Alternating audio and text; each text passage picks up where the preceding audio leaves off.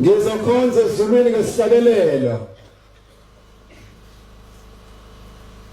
samakhulu 220 nomuvo 221.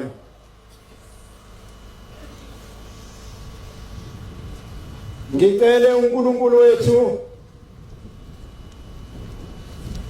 angivumele ngithatha amavesi abe mabili.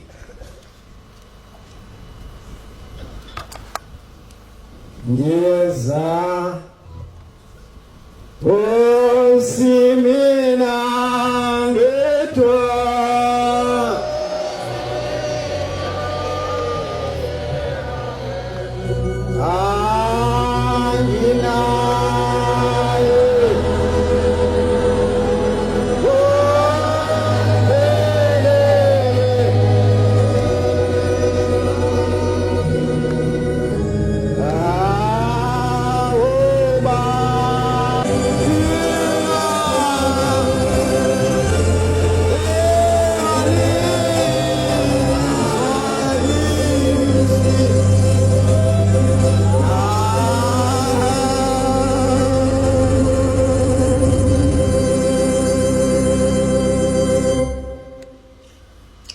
kwafika umlungu kulomuzi wasebuhleni uselapha ngezansi usabizwa ngokuthi kusekuphakameni. Wabamba uhele oliyenkosini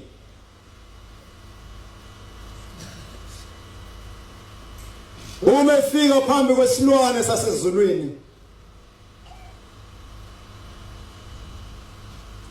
uthi Shembe, abantu bakho uthi abayidli yakho, uthi kodwa laba bantu Shembe bayayidla ekudleni okuthile.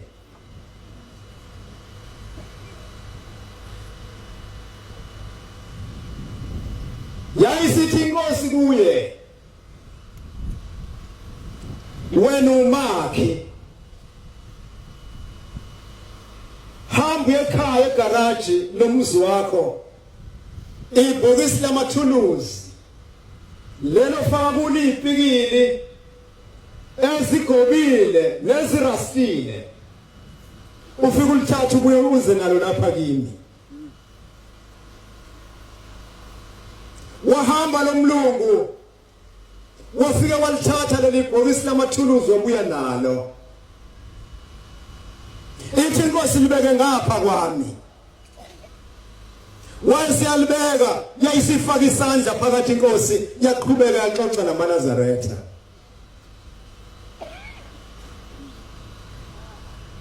Ngemva kwesikhathi wayesethi sondela uthathe nalo ibhokisi lakho ubheke phakathi. Ubebheka phakathi umlungu ipikile igobile seyiqondile.